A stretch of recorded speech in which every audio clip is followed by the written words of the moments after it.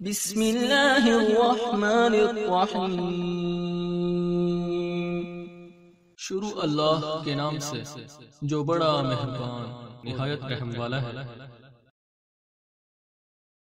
موضوع جو میں چاہتا تھا زیادہ اس کے بارے میں کچھ گفتگو کروں، لیکن وقت قلیل رہ گیا ہے۔ وہ ہے پاکستان کے مشہور عالم دین شیعہ محمد حسین نجفی معروف ڈکو صاحب۔ وہ وفات پا گئے ہیں گزشتہ ہفتے، اور اللہ تبارک و تعالیٰ سے دعا ہے خدا و تعالیٰ ان کی مغفرت فرمائے، ان کو اجر عظیم دے، اور ان کے اہل خاندان، ان کے پیروکاران اور ان کے شاگردان کو تعزیت و تسلیت عرض کرتے ہیں۔ چونکہ ایک ایسی شخصیت تھے یہ جن کا وسیع اثر تھا پاکستانی مذہبی حلقے کے اندر، خصوصاً تشیع کے اندر، البتہ غیر شیعہ کے اندر بھی تھا، ان کی ایک پہچان تھی۔ اور وہ شخصیت جو اپنے علم کی وجہ سے، اپنے خطابت کی وجہ سے، اپنے نظریات کی وجہ سے معاشرے پر اثر انداز ہوتی ہے، ظاہر وہ معاشرتی اور سوشل موضوعات میں سے شمار ہو جاتی ہے، یعنی اس کے بارے میں ان کی کارکردگی، ان کے معاشرتی اثرات اور ان کی شخصیت، یہ ہر آدمی کا حق بن جاتا ہے کہ ان کے بارے میں گفتگو کرے، اور کرتے بھی ہیں لوگ۔ ظاہر ہے ان کی زندگی میں ان کے بارے میں دونوں طرح کے تصورات تھے، ان کی مخالفت بھی شدید تھی اور ان کی حمایت بھی شدید تھی۔ لوگ ان سے متاثر بھی تھے، بہت متاثر تھے، اور لوگ ان کے شدید طریقے سے مخالف بلکہ دشمن بھی تھے۔ تنقید بھی حد درجہ ہوئی ان پر، تعریف بھی حد درجہ ہوئی ان پر، اور یہ خود دلیل ہے کہ وہ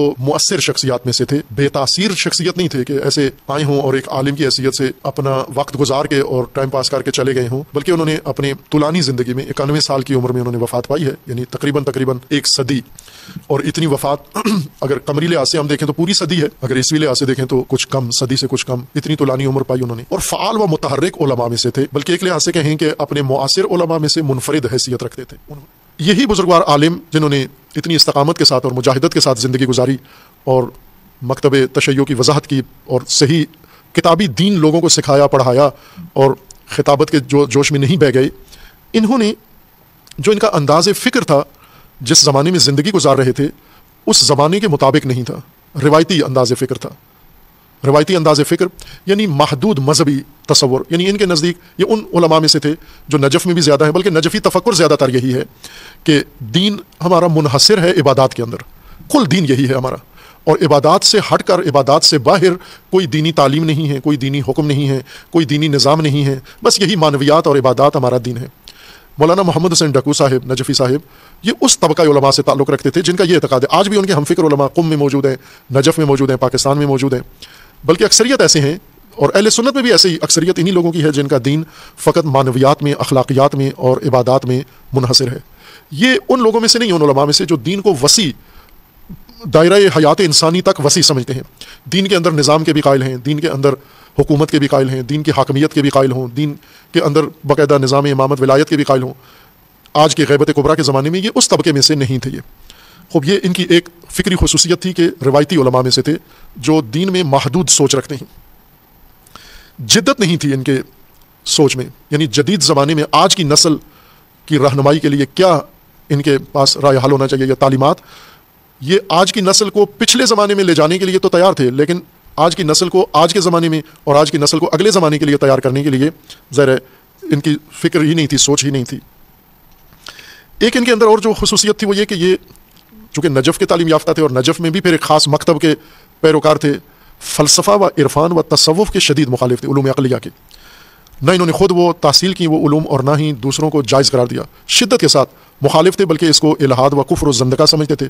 ان علوم میں سے سمجھتے تھے کہ یہ کوئی پڑھے تو دین سے ہی خارج ہو جاتا ہے، اور اسی بنیاد پر انہوں نے کچھ ایسے خطرناک نظریات بھی اپنائے اور ان کی ترویج کی اپنے مریدوں میں، اپنے پیروکاروں میں، جن کے نتائج محسوس ہیں لوگوں کے اندر، ان کے متاثرہ جو ان کے افکار سے متاثر لوگ ہیں ان میں موجود ہیں، کہ چونکہ فلسفہ و عرفان ان کے نزدیک ممنوع علوم ہیں، لیکن ظاہر تشیع کے علماء کے اندر فلسفہ و عرفان دونوں کے پڑھے ہوئے علماء بھی موجود ہیں، اور عرفاء بھی موجود ہیں، فلاسفہ بھی موجود ہیں، نجف میں بھی موجود تھے، قم میں بھی موجود ہیں، اور ہر طبقے میں موجود ہیں، لیکن یہ طبقہ مخالف تھا، شدید مخالف تھا۔ ابھی بھی قم میں بھی ایسے علماء ہیں جو فلسفہ کو آج بھی کفر کہتے ہیں، اسلامی فلسفہ کو، وہ اسلامی فلسفہ جو وجود الہی کے اس بات کی دلیلیں دیتا ہے، وہ فلسفہ جو اس بات معاد کی دلیلیں دیتا ہے، وہ فلسفہ جو اس بات نبوت و شریعت کی دلیلیں دیتا ہے، وہ فلسفہ جو امامت کی دلیلیں دیتا ہے، اور وہ فلسفہ جو کائنات کی تشریح کرتا ہے اور قرآنی آیات کی وضاحت کرتا ہے، اس کو یہ زندقہ و اس کو کفر و الہاد کہتے تھے، منع کرتے تھے، نہ خود پڑھے ہوئے تھے، نہ اپنے شاگردوں کو پڑھنے کی اجازت دیتے تھے، بلکہ جو فلسفہ و عرفان پڑھے ہوتے تھے ان کی شدید مخالفت بھی کرتے تھے۔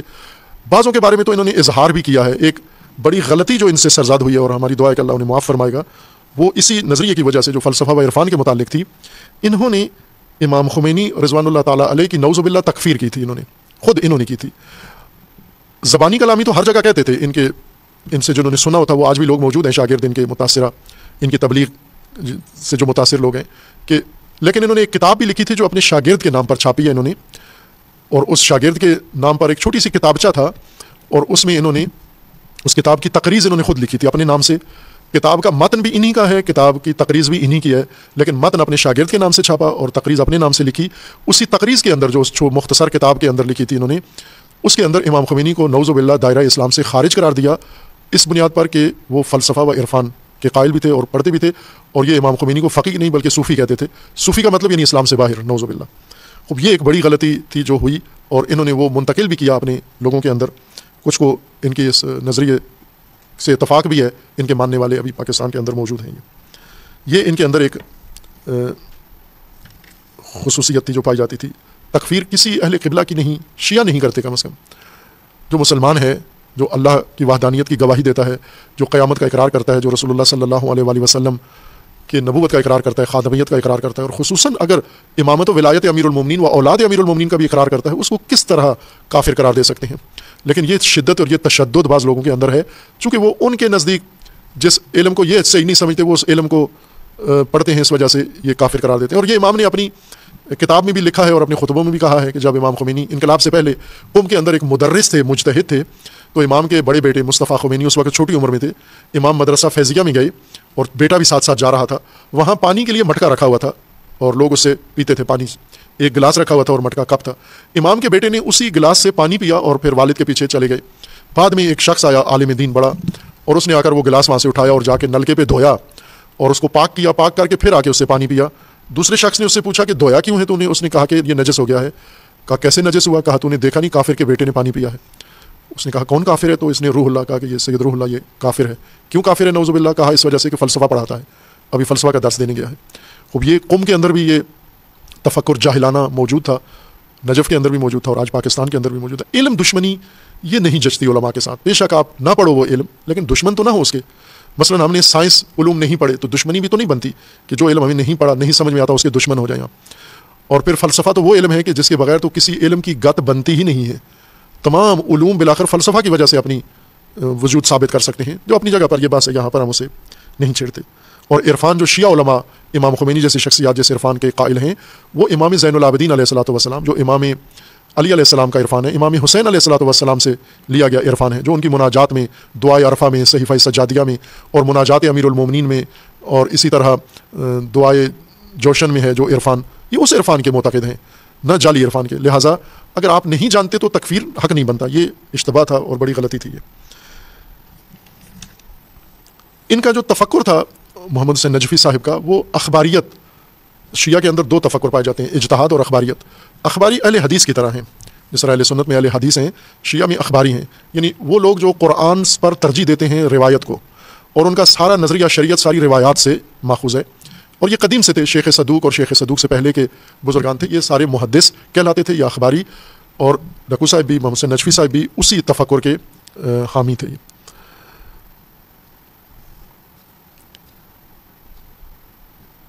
انہوں نے جن چیزوں کے ساتھ مقابلہ کیا ان میں غالی طبقہ ہے جن کے خلاف انہوں نے شدت سے مقابلہ کیا, غلو کا. یعنی جو اہل البیت کے بارے میں, ائمہ کے بارے میں غلو کرتے ہیں, انہوں نے ان کی مخالفت کی, ان کی مذمت کی اور ان کا ثابت کیا کہ یہ باطل لوگ ہیں. لیکن اپنے بارے میں غلو کو پسند کرتے تھے. جو لوگ ان کے بارے میں غلو کرتے تھے, ان کی شخصیت کے بارے میں, وہ ان کے لیے مشکل نہیں تھی. اہل البیت کے لیے غلو گران تھا, وہ نہیں پسند تھا. ظاہر غلو کسی جگہ بھی ٹھیک نہیں ہے. اہل البیت کے بارے میں ہو, انبیاء کے بارے میں ہو, غلو یعنی حد سے نکال کے آگے بڑھا کر اہل البیت کو اللہ کی حد میں جا پہنچانا, یہ غلط ہے, باطل ہے, گمراہی ہے, شرک ہے, وہ کفر ہے. اسی طرح خود نجفی صاحب جو تھے, ان کے بارے میں ظاہر ان کے پیروکار معتقدین وہ بھی غلو کرتے تھے. جیسے ان کو تمام علماء سے برتر اور افضل سمجھتے تھے, یا مرجعیت اعلیٰ ان کی سمجھتے تھے. خوب ظاہر ہے کہ یہ ان کو پسند تھا. یہ سخت ترین حسد دشمنوں کا ان کے ساتھ تھا, دوستوں کا بھی تھا. اپنے دوست بھی ان سے حسد کرتے تھے اور دبے لفظوں میں ان کی کردار کشی اور ان کی شخصیت کشی کرتے تھے.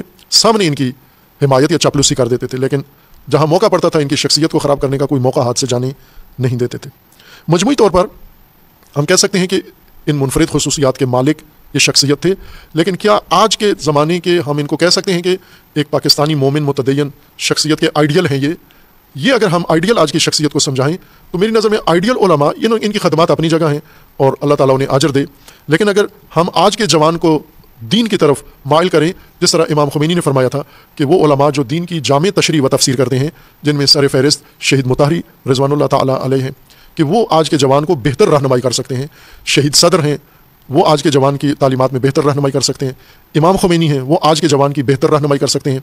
लेकिन ये भी दुनिया से गुजर गए हैं। आज की अगर ज़िंदा मिसाल में आपकी खिदमत में अर्ज़ करूँ तो, नमूने के तौर पर भी अर्ज़ करूँ तो वो रहबर मुअज़्ज़म हज़रत आयतुल्लाह उल-उज़्मा इमाम ख़ामनई दामज़िलुल आली हैं, जो दीन की तशरीह भी रखते हैं, जामियत भी है उनके अंदर, और उनसे बेहतर तशय्यो की रहनुमाई करने वाला आलिम नहीं है कोई।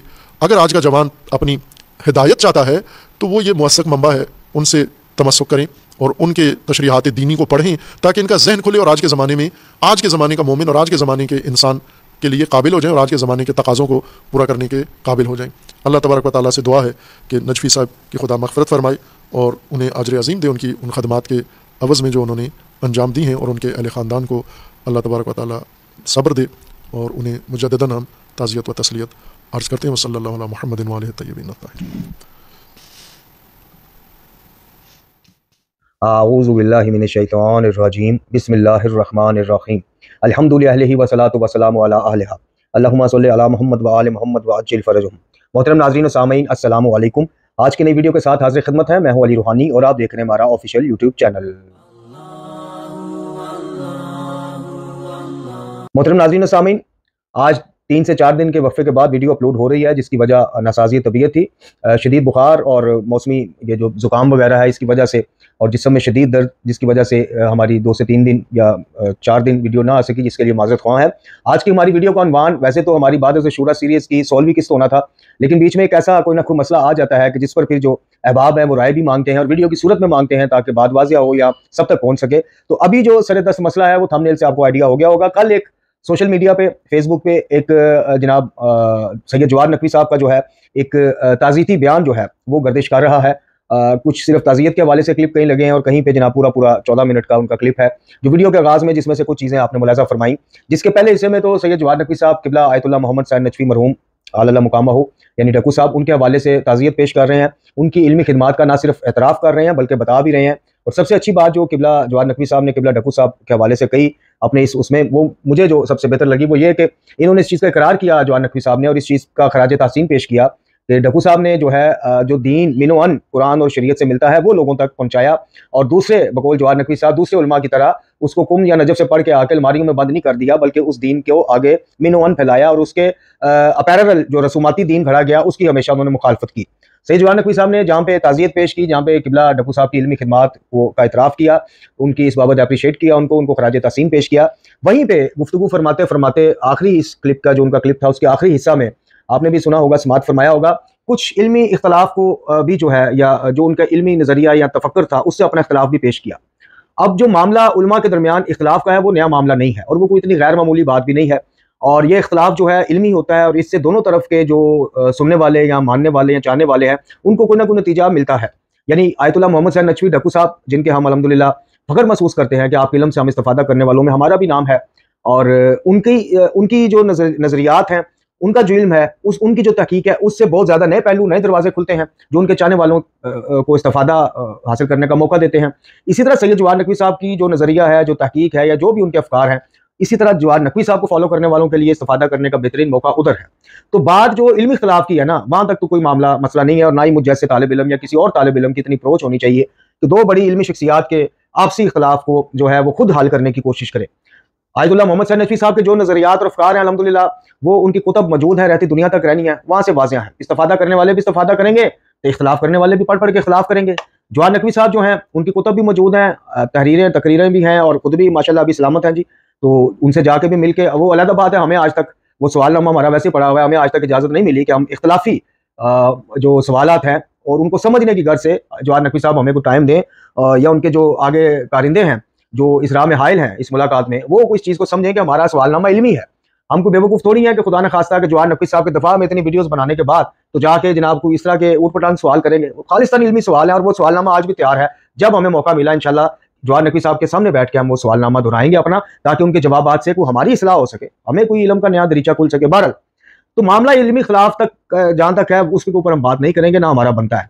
لیکن معاملہ جب علمی اختلاف سے بڑھ کے جسے عرف عام میں تہمت یا الزام کہتے ہیں جب وہاں تک پہنچتا ہے تو پھر ظاہر ہے کہ میں وہ شخص ہوں جو الحمدللہ ببانگ دوہل سوشل میڈیا پہ کہہ چکا ہوں اپنی ویڈیوز میں اور اپنی کتب میں بھی تحریر کر چکا ہوں کہ میں وہ شخص ہوں کہ جو اگر آیت اللہ محمد صاحب نجفی ڈکو صاحب اعلیٰ مقامہ اسے متعارف نہ ہوتا، ان کے علم سے متعارف نہ ہوتا، ان کے علمی کام سے متعارف نہ ہوتا، روشناس نہ مجھے کروایا جاتا، اللہ پاک کو ایسا انتظام نہ کرتا، میں شیعت کو خیر بات کہہ دیتا۔ تو میرے پہ جو ہے نا جیسے جوہر نقوی صاحب کا میں باقاعدہ شاگرد نہیں نہ تھا نہ ہوں، نہ جوہر نقوی صاحب کے ساتھ میری کوئی ملاقات تھی جب ان کے حق میں یا ان کے دفاع میں امتیاز کاظمی صاحب نے کہا کہ جی جوہر نقوی صاحب کی وجہ سے 16 خاندان شیعت سے منحرف ہو گئے، ہم نے ویڈیو بنائی، اس وقت تک بھی میں جوہر نقوی صاحب سے نہیں ملا ہوا تھا۔ شہر یار آبدی صاحب کا تو الحمدللہ ہمارے چینل پہ ویڈیوز موجود ہیں، وہ آپ دیکھ لیں، اس وقت تک بھی میں نہیں ملا ہوا تھا۔ یعنی جس نے بھی جوہر نقوی صاحب کے اوپر تہمت لگائی، یعنی جو بات انہوں نے نہیں کہی یا ان کی بات کو غلط رنگ دیا، ہم نے آگے بڑھ کے ایک جو ہے کردار ادا کیا کہ نہیں جوہر نقوی صاحب سے علمی خلافات اپنی جگہ، لیکن یہ بات انہوں نے نہیں کہی یا یہ بات ایسے نہیں کہی۔ ہم نے ہمیشہ بھرپور جو ہے فرنٹ فٹ پہ آ کے دفاع کیا، جس کی پاداش میں ہمیں خود جو ہے اپنے کئی احباب کو ناراض کرنا پڑا کہ جناب آپ تو ایک صوفی لور کا دفاع کرتے ہیں، آپ تو ایک صوفی کا دفاع کرتے ہیں، یہ ہے وہ ہے۔ اسی طرح معاملہ جو ہے جب آیت اللہ محمد صاحب نجفی صاحب کی ذات پہ آئے گا تو وہ تو باقاعدہ میرے استاد ہیں، یعنی باقاعدہ میں تسلیم کرتا ہوں وہ کہ علمی اختلافات وہاں بھی موجود ہیں، لیکن ان کا اظہار کوئی اتنا وہ معنی نہیں رکھتا۔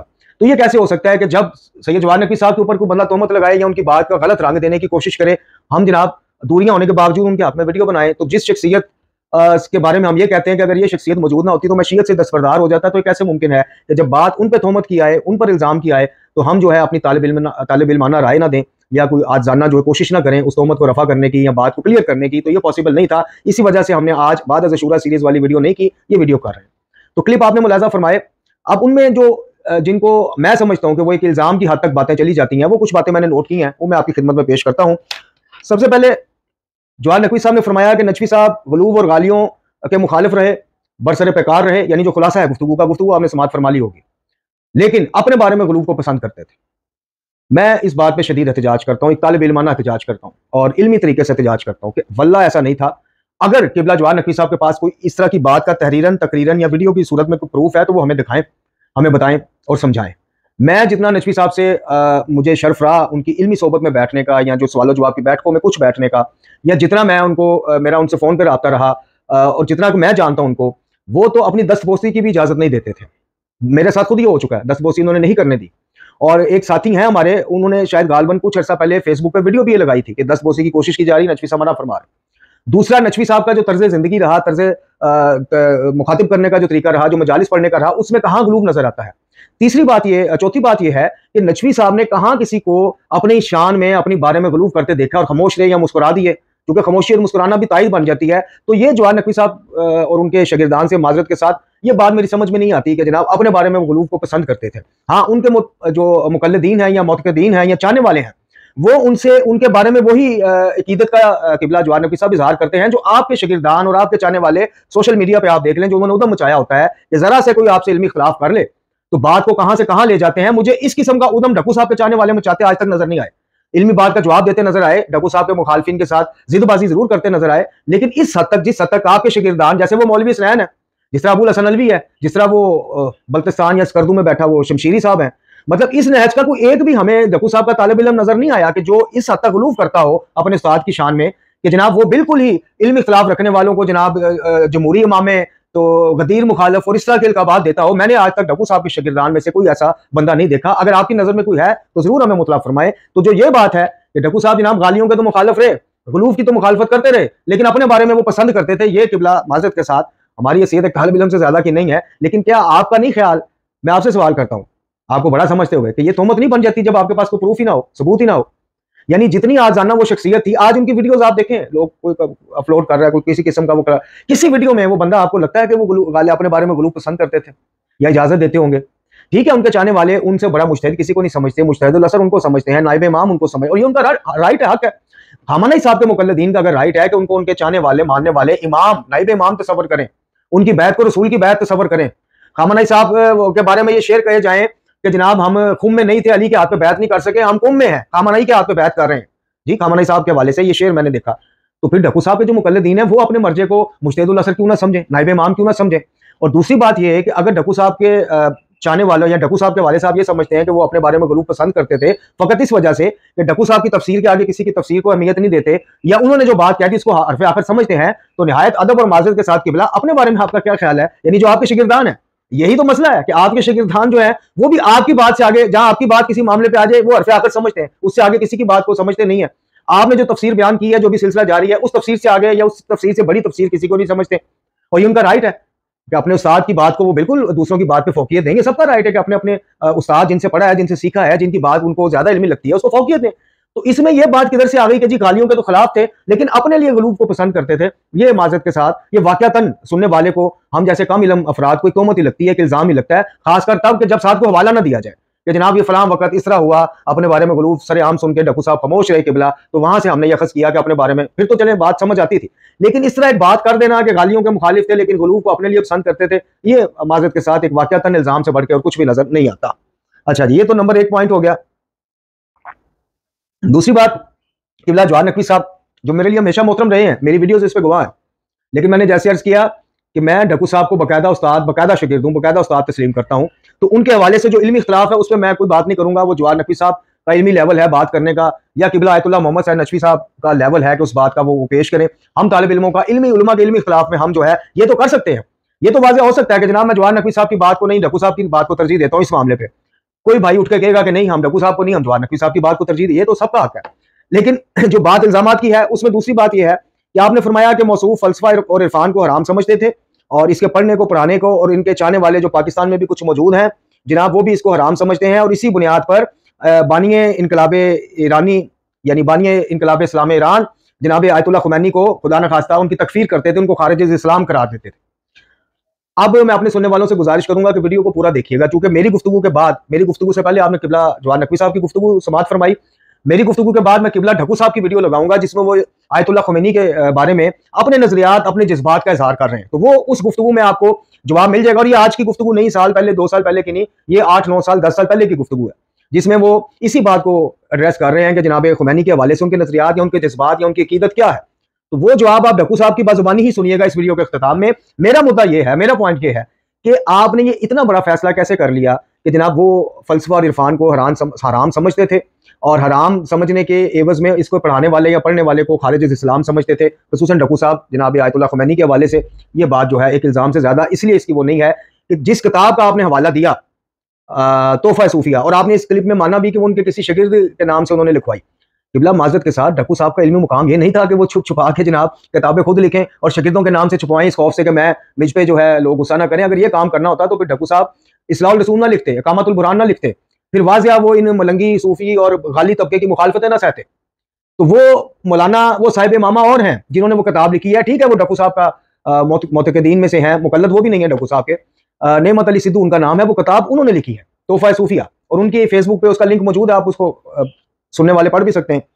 اور اس کتاب میں بھی جناب آیت اللہ خمینی کے حوالے سے اس طرح کی کوئی بات نہیں لکھی گئی کہ وہ خارج از اسلام ہے، معاذ اللہ ان کو کافر زندیق یا اس طرح کی چیزیں قرار دی گئی۔ اس کتاب کا بھی میں نے مطالعہ کیا ہے، اس میں بھی ایسی کوئی بات نہیں لکھی ہوئی۔ تو صرف قبلہ آپ سے گزارش یہ ہے کہ صرف ایک بات یا ایک ہوا کے جو ہوا کا رخ تھا، یعنی یہ پروپوگنڈا جو ڈھکو مخالف ہوا چلتی رہی پچھلے 40-50 سال سے قبلہ ڈھکو علیہ مقامہ کے حوالے سے، اس میں سے ایک سنی سنائی بات کو جناب آگے پیش کر دینا یہ زیادتی ہے، اور یہ الزام بھی ہے اور ذاتی بھی ہے۔ یعنی اس ویڈیو کے اینڈ پہ آپ وہ کلپ سن لیجیے گا، سماعت فرما لیجیے گا کہ ڈھکو صاحب کو کیا ضرورت ہے کہ اگر وہ خمینی صاحب کو خدا نخواستہ مسلمان ہی نہیں سمجھتے، خارج از اسلام سمجھتے ہیں، تو پھر ان کے لائے انقلاب کے حوالے سے یہ گفتگو کیا کر رہے ہیں آپ سن لیجیے گا۔ ان کی شخصیت کے بارے میں کہہ رہے ہیں کہ وہ میری تعریف کے محتاج نہیں ہے، وہ میری وجہ پہچان نہیں ہے، میں ان کی وجہ پہچان نہیں ہوں، وہ میری وجہ پہچان ہے۔ یہ ڈھکو صاحب کے الفاظ ہیں، ابھی آپ سن لیں۔ تو مجھے میرے محترم ناظرین و سامعین یہ بتائیے کہ جب ایک شخصیت کے حوالے سے قبلہ یہ فرما رہے ہیں تو پھر وہ ان کو خارج از اسلام خدا نخواستہ کیسے سمجھ سکتے ہیں یا کہہ سکتے ہیں؟ ہاں، انہوں نے جو صوفیہ کے حوالے سے اقامت البرہان میں لکھا ہے یا اس پہ علمی اختلاف کیا ہے، تو وہ تو آپ بھی کئی اکابرین سے، کئی مجتہدین سے چاند کے مسئلے پہ اور مختلف مسائل کے اوپر چاند دیکھنے کے مسئلے پہ آپ کا خود خمینی صاحب سے اختلاف ہے۔ تو اب کیا کہا جائے، کل کو کوئی اٹھ کے جھوٹا بندہ یہ کہہ دے کہ نہیں جی جواد نقوی صاحب جو ہے چونکہ خمینی صاحب سے چاند دیکھنے کے مسئلے پہ اختلاف رکھتے ہیں تو اس لیے وہ خمینی صاحب کو خارج از اسلام سمجھتے ہیں، معاذ اللہ، تو کیا یہ بات درست ہوگی؟ نہیں ہوگی، الزام ہوگا، تب بھی الزام ہوگا اور اب بھی الزام ہے۔ صوفیاء کے بارے میں ائمہ اطہار علیہ السلام کے ہمارے سوال نامے میں یہ تو چیز لکھی ہوئی تھی کہ جو ائمہ اطہار نے جو احتجاج تبریسی میں امام حسن عسکری علیہ السلام نے فلسفہ اور صوفیہ کے بارے میں کہا، یا دوسری کئی جگہوں پہ जनाब इसमें बहारुल अनवार में रवायात मिलती हैं, इसी तरह आसम मौसमी साहब ने कुछ रवायात इकट्ठी की। तो जो वो रद्द सूफियत में वो रवायात हैं उनके बारे आप क्या कहते हैं, आपकी तहकीक क्या कहती है? यानी किबला ढक्कू साहब ने कुछ जाती नजरिया तो सूफीज़म के खिलाफ पेश नहीं किया, उन्होंने तो आइमा तहार के कवाल उठा के पेश किए कि आइमा के मुताबिक सूफी जो है कुल्लो सब के सब हमारे दुश्मन हैं। जब मुखालफत में हमारे मकाम और मंजिलत को ना गिरा सके तो फिर एक सोची समझी स्कीम के तहत ये सूफिया का ग्रोह तैयार किया गया, जिनकी जुबान पे बाजार अली अली होगा, जिनकी जबान पे बाजार जो है अहले बैत ही होंगे, लेकिन पसे पुश्त जो है मामला कुछ और चल रहे होंगे। और आज आप देख लें, मुझे बताइए किस मशहूर सूफी सिलसिले का तरीका नमाज मौला अली की तरीका नमाज के मुताबिक है? ज़कात के मामलात, रोजा इफ्तार करने के मामलात किसके फिक़्ह अहले बैत के मुताबिक है? किसी के भी नहीं। लेकिन बज़ाहिर ज़ाहिर अहले बैत के वो नाम लेते हैं, उसमें हम बहस में नहीं पड़ते। लेकिन जो किबला ढक्कू साहब ने अगर सूफीज़म के हवाले से किताब लिखी है इकामतुल बुरहान, उसमें उन्होंने कुछ जाती नजरियात थोड़ी पेश किए, उन्होंने आइमा तहार के कवाल के इनको फिर किधर ले जाएं? ये तो नहीं हो सकता कि आइमा के कवाल भी दुरुस्त हो और सूफीज़म भी दुरुस्त हो, मलंगियत भी सही हो, ये तो नहीं हो सकता।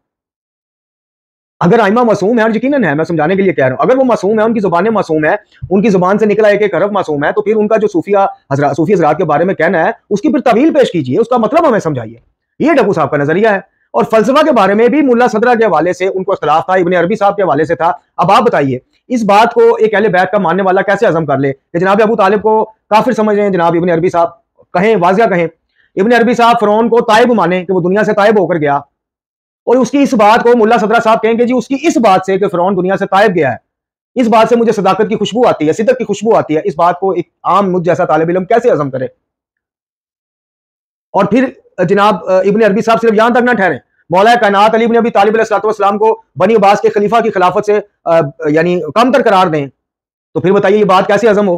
तो फिर इस बाबत अगर एक तालिब इल्माना ज़हन में सवाल उठे कि जनाब अगर ये पिदर इरफान है इब्न अरबी साहब, और ये माशाल्लाह इतना मुकाम बुलंद मुकाम रखते हैं कि मुल्ला सदरा भी उनके वारी वारी जा रहे हैं, दूसरे काबरीन भी कुछ वारी वारी जा रहे हैं, तो फिर ये सब क्या है? अगर ये सवाल किसी के ज़हन में उठे और वो सवाल उठाए तो क्या वो दीन इस्लाम से निकल गया, शियत से निकल गया? वैसा नहीं है। किबला मोहम्मद सैयद नजफी साहब की वीडियो भी मौजूद है, ऑडियो भी मौजूद है, उनका दकाइक इस्लाम नामी जो शुमारा छपता था उसमें सवाल जवाब की सूरत में तहरीर भी मौजूद है कि फलसफा और इरफान को पढ़ने से पहले सीरत मासूमीन और आयात कुरान पढ़ी जाए, अपना अकीदा मजबूत किया जाए, ताकि किसी का जो पहली दफा जो अकायद पढ़ने से पहले, जो सीरत पढ़ने से पहले फलसफा और इस तरह की कलाम पढ़े, उसका अकीदा डामाडोल ना हो जाए। और फिर वाज़ह तौर पर कहा कि फलसफा और इरफान की वो चीजें जो कुरान से टकराती हैं, जो सीरत से टकराती हैं, उनको पढ़ना या पढ़ाना या जो भी आप हराम कह लें, गलत कह लें, बातिल कह लें, वो है उनके नजदीक। जो कुरान से नहीं टकराता, अव्वल तो वो इरफान ही नहीं जो कुरान से टकराए, और जो कुरान से टकराए वो इरफान नहीं, और जो कुरान के मुताबिक ना हो वो भी इरफान नहीं। इरफान होगा ही वो जो आयात कुरान और मोहम्मद और आले मोहम्मद अलैहिस्सलाम के फरमान के ताबिया होगा। शरीयत के मुकाबले में तरीकत नामी अपनी चीज नहीं निकाल लाएगा, इरफान होगा ही वो। आपके नजदीक आयतुल्लाह खुमैनी आपने अपने उसमें कहा कि उनका इरफान वही इरफान था जो मौला अली का था। अब मौला अली का जोहद पढ़े तो वहां तो मामला कुछ और नजर आता है। किबला सैयदुल शुहदा का जोहद पढ़े, क्योंकि आपने तमसील दी, उनका मामला कुछ और नजर आता है। तो ये बात जो है ये भी एक इल्जाम के जुमरे में आता है कि मुतलकन आयतुल्लाह मोहम्मद सैयद नजफी ढक्कू साहब आला मुकामा हुआ है जो है वो हर इरफान पढ़ने वाले या फलसफा पढ़ने वाले को खुदा न खास्ता काफिर समझते थे, दीन इस्लाम से खारिज। नहीं, ऐसा नहीं था। वो इरफान जो असफार अरबा की तहरीरों की तरह कुरान की हदूद से बाहर ले जाए आपको, उसको वो गलत और बातिल कहते थे पढ़ने। बहरहाल फिर आपने अपनी गुफ्तगू में फरमाया कि दीन की महदूद सोच रखने वाले रवायती उलमा में से एक थे। अब आप ये देखें, ये भी इल्जाम नहीं है तो क्या है? दीन की महदूद सोच मतलब शरीयत तो वो है जो नबी अकरम सल्लल्लाहु अलैहि वसल्लम मुकम्मल कर गए। अगर किबला ढक्कू साहब ये कहें या इस चीज की तरवीज करते रहे सारी उम्र अपनी जिंदगी में कि वो जो दीन मोहम्मदी जो आप आका करीम सल्लल्लाहु अलैहि वसल्लम मुकम्मल फरमा गए और जिसपे आइमा तहार मिनो अमल करते रहे, वो दीन जो है उस दीन की बाउंड्री में ना कोई चीज आ सकती है, नहीं तो ना पुरानी को निकल सकती है। तो इसको आप महदूद सोच कहें तो फिर बताइए कि फिर वसी सोच किसे कहेंगे आप, अगर ये सोच महदूद है? यानी उन्होंने इस सोच को जितनी वुसअत दी, यानी अवाम को, मोमिनीन को वेर किया कि शरीयत में यानी हम लकीर के फकीर हैं। ये उनका मशहूर जुमला है जो मैं भी अपनी अक्सर वीडियो में बोलता हूं कि जो लकीर मोहम्मद वाले मोहम्मद अलैहिस्सलाम खींच गए ना, हम एक इंच आगे जा सकते हैं ना पीछे आ सकते हैं, हम उस लकीर के फकीर हैं। तो इसमें महदूद सोच रखने वाली किबला क्या बात आ गई? एक तरफ आप अपने इसी क्लिप के हवाले में खुद फरमा चुके हैं और एतराफ कर चुके हैं कि आयतुल्लाह मोहम्मद सैयद नजफी साहब उन चंद शख्सियात में से हैं जिन्होंने किताबी दीन जो किताबों में आया है वो मिनवान अवाम तक पहुंचाया। एक तरफ आप कह रहे हैं कि महदूद सोच रखने वाले रवायती उलमा में से थे। तो ये बात भी जो है वो जब आयतुल्लाह मोहम्मद सैयद नजफी साहब की तफसीर फैजानुर रहमान पढ़ते हैं, सादत दरैन में उनकी तहकीकाती काम देखते हैं, फिर तजलियात सदाकत हो, तंजील इमामिया हो, यानी ये मुनाजराना कुतब हैं, जब इनको पढ़ते हैं, ठीक है उसमें इख्तिलाफ रखने का मवाद है, लेकिन जब उनके इस तहकीकी काम को देखते हैं तो हमें वो रवायती उलमा से हट के काम नजर आता है। تو اس لیے بہتر ہے کہ آپ اس بابت کچھ تھوڑا سا ریفرنس بھی دیا جائے ہمیں کہ جناب یہ دیکھیں یہ وہ روایتی اور محدود سوچ ہے کہ اس سے آگے قبلہ ڈکو صاحب کی سوچ بڑھ ہی نہ سکی. تو جب تک اس کا بھی کوئی وہ ریفرنس نہ مل جائے تو اس کو الزام ہی ظاہر کہا جائے گا. پھر آپ نے کہا کہ جناب ان کا تفکر اخباری تھا، حالانکہ وہ خود دعویٰ اجتہاد رکھتے تھے، آیت اللہ تھے اور مجتہدین کے اجازہ نامے ان کے پاس تھے. اور جتنا کہ میں کام علم سمجھتا ہوں کہ اخباری لوگ تو اجتہاد اور یہ مجتہد اس چکر میں نہیں پڑتے، نہ اس کے وہ مانتے ہیں، بلکہ الٹا اس کو بدعت سمجھتے ہیں. تو قبلہ آیت اللہ محمد صاحب نجفی صاحب جن کا اپنا رسالہ عملیہ بھی ہے اور جو خود دعویٰ اجتہاد بھی رکھتے ہیں، ان کے مقلدین پاکستان میں پاکستان سے باہر موجود ہیں، تو وہ اخباری سوچ کیسے رکھتے تھے؟ پھر آپ نے تمثیل یہ بیان فرمائی کہ جس طرح اہل سنت میں اہل حدیث ہیں اس طرح شیعوں میں اخباری ہیں. اب اسی تمثیل کو لے کے ہم تھوڑا سا پیچھے چلا جائیں تو پھر شیخ صدوق بھی اخباری تھے، وہ کسی کے مقلد نہ تھے. شیخ مفید بھی اخباری تھے، علامہ ہلی، علامہ باقر مجلسی، کوئی بھی ان میں مقلدین نہیں ہے، ان میں سے کوئی بھی ایک مقلد نہیں تھا کسی کا، سب قرآن اور حدیث سے براہ راست مسائل اخذ کرنے کے وہ تھے. اخباری تو ان کو کہا جاتا ہے. لیکن آپ نے فرمایا کہ جناب تفکر اخباری تھا لیکن خود دعویٰ اجتہاد رکھتے تھے، یہ بھی دو متضاد چیزیں بن جاتی ہیں، تو اس بابت بھی تھوڑی اگر رہنمائی ہو جائے. اینڈ پہ آپ نے فرمایا ہے کہ کیا یہ کسی آج کے دور کے مومن کے آئیڈیل ہو سکتے ہیں؟ ان کی جگہ میں مرتضیٰ مطہری صاحب، جناب آیت اللہ خمینی صاحب اور پھر جناب آغا خامنہئی صاحب کے والد صاحب نے کہا کہ ان کو پڑھنے کا میں نوجوانوں کو، یعنی دوسرے لفاظ میں آپ ان کو پڑھنے کا مشورہ نہیں دے رہے آج کے نوجوان کو. تو کیا قبلہ دست بدستہ گزارش ہے، طالب علمانہ گزارش ہے، کیا یہ الفاظ ایسے نہیں ہو سکتے تھے کہ آیت اللہ محمد صاحب نجفی صاحب کے بھی نظریات پڑھے جائیں اور ساتھ ساتھ ان اکابرین جن کا آپ نے نام لیا ان کو بھی پڑھا جائے؟ لیکن آپ کے جو کہنے کا تھوڑا سا الفاظ یا انداز ہے وہ یہ ہے کہ کیا یہ کسی مومن آج کے دور کے مومن کے آئیڈیل ہو سکتے؟ تو کیوں نہیں ہو سکتے؟ مجھے بتائیے کہ کیوں نہیں ہو سکتے. ایک مومن کے بنیادی آئیڈیلزم میں بنیادی چیز وہ کیا دیکھے گا؟ کیا لباس دیکھے گا؟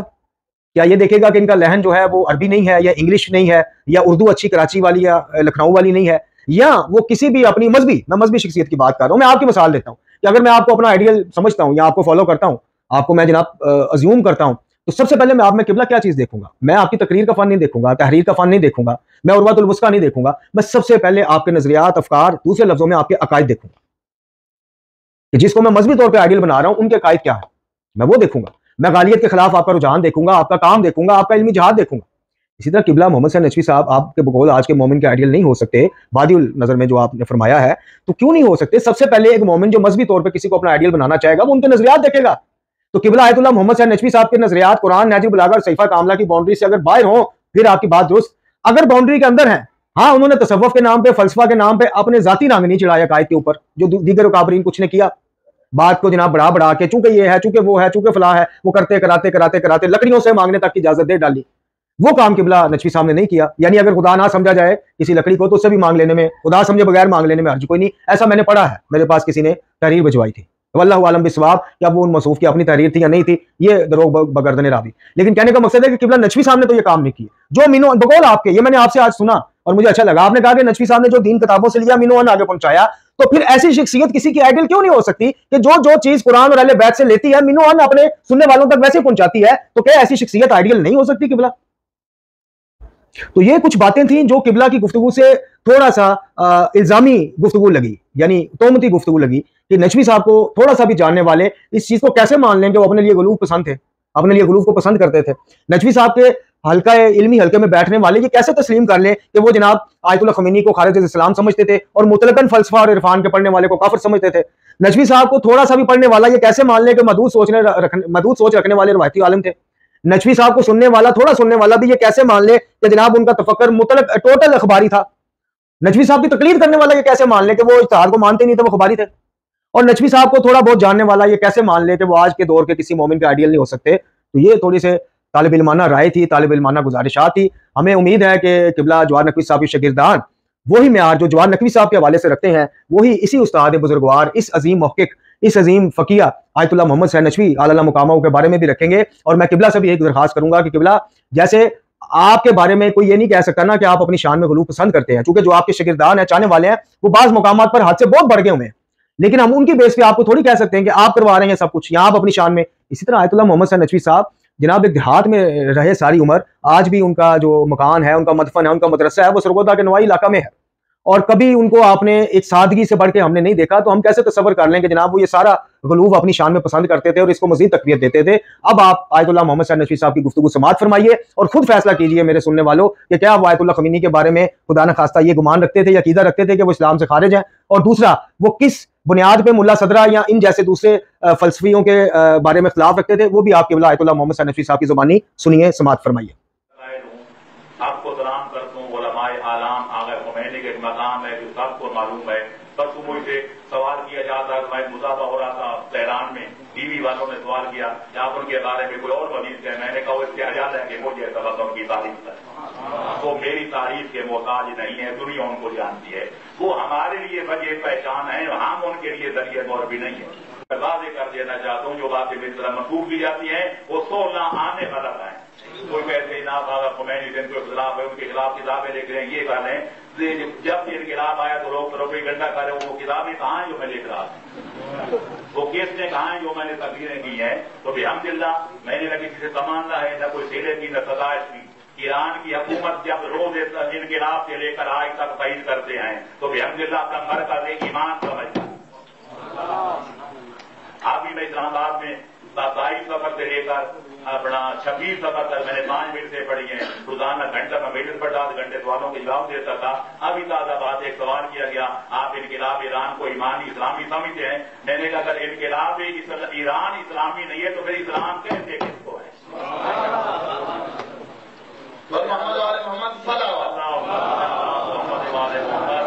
जिन्होंने किसी से इनाम हासिल करने वो बेशक पढ़े कि मैं ज्यादा मानता हूँ, वो कहे मैं ज्यादा मानता हूँ। मैं अपना खरीदा समझ के इसको मरकज ईमान जानता हूँ। पूरे वर्ल्ड में, पूरे आलम एक हमारी हुकूमत है जहाँ अली वलीउल्लाह पढ़ा जाता है। तो लिहाजा हम दिलो जान से दुआ करते उसके बानी के लिए भी, उनके चलाने वालों के लिए भी, आप सब हजरात के लिए भी खुदा इसको दायम रखे, कायम रखे, ताकि ये अमानत इमाम ज़माना के हवाले कर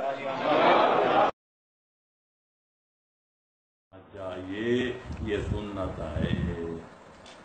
मिर्जा हसन ने लिखा है कि अस्सलाम वालेकुम आगा जान, क्या मुल्ला सदरा के फ़लसफ़े के नज़रियात हमारे शिया अकायद के ख़िलाफ़ हैं? अगर हैं तो कौन सा नज़रिया इनका हमारे अकीदे के ख़िलाफ़ है?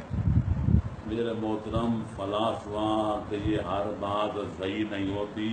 फलासफा यूनान का मरकज़ वो लोग हैं, वो जानान के वो फलसफी हैं जो खुदा के भी कायल नहीं थे, जो रसूल मुर्तज़ा को रसूल नहीं जानते थे। उनके नज़रियात को मानने का मेयार ये है, आदमी कुरान को जानता हो, मोहम्मद वाले मोहम्मद का फरमान को जानता हो, उस पर परखे जो नज़रिया कुरान के मुताबिक है, जो नज़रिया मोहम्मद वाले मोहम्मद के फरमान के मुताबिक नजर आए उसको कबूल कर लेना चाहिए। जो नज़रिया कुरान से टकरा जाए, मोहम्मद वाले मोहम्मद के फरमान से टकरा जाए, उसको बातिल समझ के रद्द कर देना चाहिए। तफसीलात में जाने का यह वक्त नहीं आए। बहुत सारे मसाइल हैं जिनमें फलसफा यूनान कुरान के खिलाफ फतवे देते हैं और आल मोहम्मद के फरमान के खिलाफ हैं। मुल्ला सदर के अखबार अरबा में भी ऐसी चीज़ें मिल जाती हैं। लिहाजा आदमी को बेदार मगज़ी के साथ फलासफी की किताबें पढ़नी चाहिए और उन मोहम्मद आले मोहम्मद के उलूम पर, उन मारिफ़त हक़ पर मुंतकबे कर चाहिए। अगर मुंतकब हों तो उन कबूल करना चाहिए, टकरा जाएं तो उनको रद्द कर देना चाहिए।